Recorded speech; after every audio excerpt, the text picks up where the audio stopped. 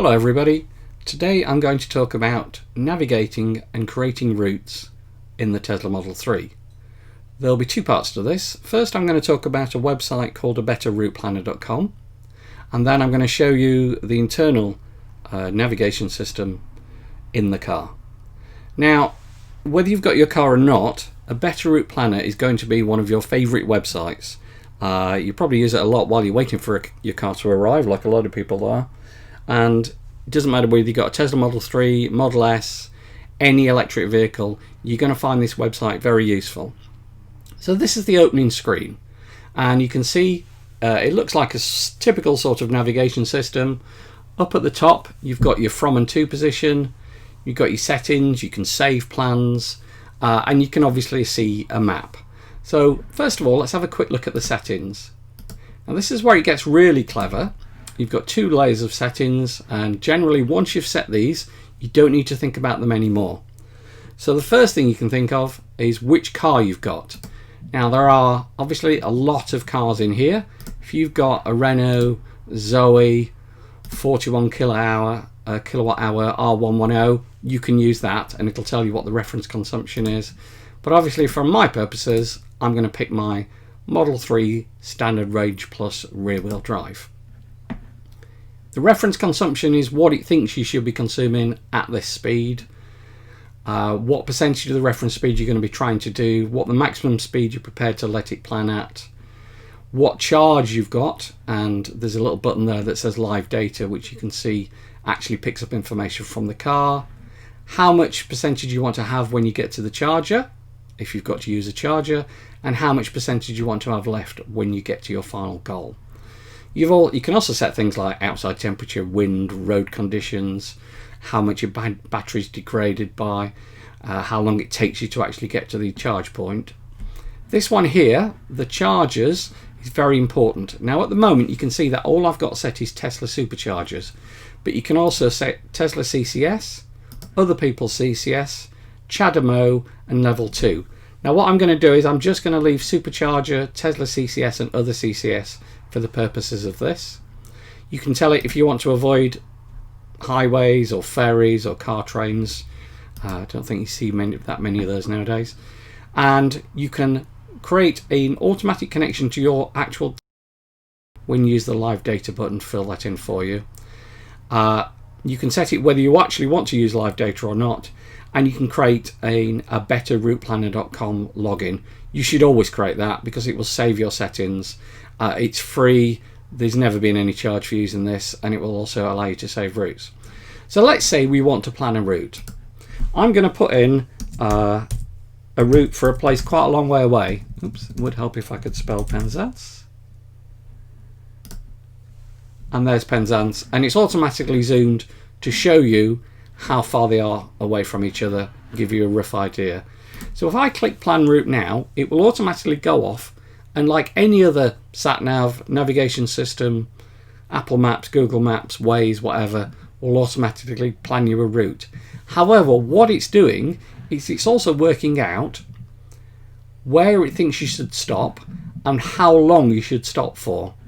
Now I've told it that I want to get to Penzance with 10% left. Obviously, if I was trying to get back, I'd probably want a little bit more than that. But let's say I'm just going to Penzance, I've got a house there, I've got a charger at that house, and I want to get it down to 10%. What it's telling me is that when I arrive at Birmingham Hotwood Park, I'll have 43% left, charge for 5 minutes, and it'll get me up to 58%. Get down to Bristol M5, 18% left, 24 minutes to get me up to 74%. And then finally Lifton, 46% after I leave there, gets me to Penzance with 10%. This here is showing me what fuel efficiency it thinks I will get on the way. This is telling me the total amount of time I will have to charge, and this here is telling me the total length of the journey including the charging. Obviously you've got the individual durations for the separate legs and how far they are. Now this 6 hours 45 here, that's what roughly I would expect it to take me to get to Penzance anyway, and 41 minutes. Now to me, on a 6 hour 45 minute journey, I'm never only going to stop for 41 minutes. What you will find when you start using superchargers and any fast charger is that you will always be finished after the car. So even if you're just going to the bathroom and you're getting a cup of coffee, or you're getting a sandwich, or you want to go to the shop and buy some chocolate, or obviously if you want to sit down and have a full meal, the car will almost certainly, when you plot a route like this, be ready before you are. I mean, 5 minutes is barely enough time to get out of the car and get into the services or whatever shops there are nearby. You can look at the route, you can tell it whether you definitely want to stop at these places or whether you want to take a longer break there. You can tell it not to use this charger. You know, you can click on the route itself and it will tell you what sort of charge you're going to have. So when you get to Lifton at that time, assuming I set off now, assuming you set off that many hours after the time, then you know what sort of charge you're going to have. This is showing you the elevation as it goes up and down. Okay, so similar, you can basically click around. It is incredibly useful. Okay, one thing it gives you is confidence. You know that if you're going to head somewhere, you're going to have the confidence to be able to get there. Now I've just plotted a route to get me home, and what I'm going to do now is hide the settings, because like I said, once you've set them you probably don't need them anymore. But what I'm going to do now is if I click this button, it says not only do I want to get to Penzance, but I also want to get home again afterwards. Obviously pretty important. And you will see that the route it plans this time, although probably pretty similar, is going to change around the Penzance area because it's going to have to get me home. Okay, so same on the way there. Penzance, you got a lot more electricity left in the battery, and then pretty much the same back. So it's now actually saying it's going to take 7 hours and 18 minutes to get there because it's actually added a bit more charging time. On the way back it's only 6 hours 57. The other thing it shows you is how much it's going to cost you to charge. So that's a 700-mile journey for £40. Now I think fuel's between £5 and £6 a gallon at the moment. So basically we're talking about, let's say, at least 8 gallons, that's equivalent of 8 gallons of fuel. Okay, there's not that many cars that will do 715 miles on 8 gallons of fuel, and that's assuming that fuel is cheap. I actually think it's gone up recently. Okay, hope you found that useful. One of the other things you will find with this is you can save your plans. So once you've planned a route, you can save it and you can recall it. So what I've done is I'm planning a few road trips. So I've done some road trips that show me routes around the UK, or certainly around England, using as many superchargers as possible. So that's one route there, up to the Lake District and then down back here, or vice versa. In fact, it starts at Stoke-on-Trent. And then another route I decided to do was sort of the Midlands, the South Midlands. And you can see getting to Telford and back south of Birmingham and then back up via Grantham. Okay, hope you found that useful. I find this tool very good for planning. I play with it a lot. It's one of these fascinating little tools that you will use even if you haven't got your car yet. You can put in your daily commute, you know, if you're a travelling salesman or somebody who runs up and down the motorway a lot, you can put in regular places that you visit and you can see just how much you can do. Okay, hope you find that useful. In the second half of this video, I'm going to show you what the car navigation can do for itself, because it can do some of this as well. It's just not quite as flexible as this. Okay, see you on the other side. Bye. Hello there. Here you can see the navigation screen on the Tesla Model 3. So obviously over here you've got your standard map view, but if you want to navigate, there's two ways of doing it. One way is you can click the navigate button and you can start typing in your location, but one of the easier ways of doing it is to actually hit this button here, navigate to Penzance.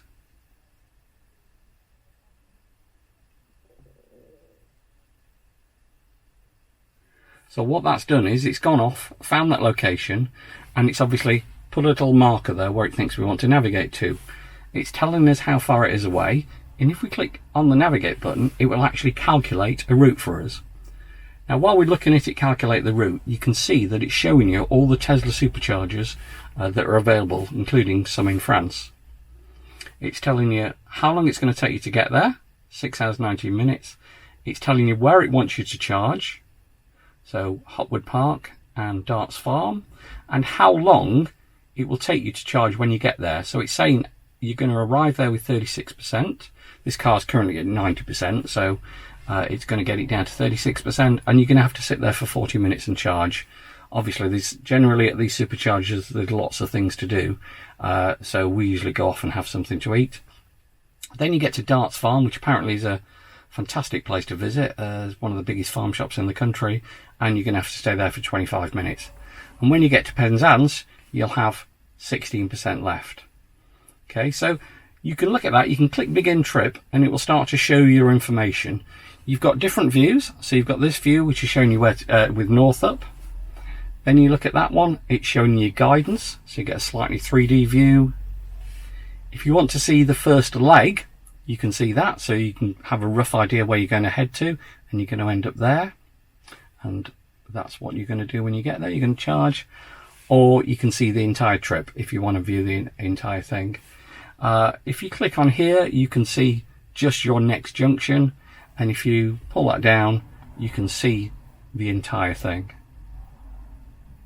Okay, so the navigation is really easy. I'm going to cancel that one because I don't particularly want to go to Penzance. But what I could do is I could say navigate to Marble Arch.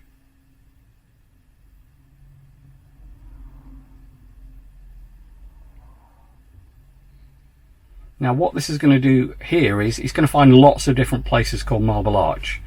So you can see there are dozens, if not, hundreds of places probably in the UK called Marble Arch.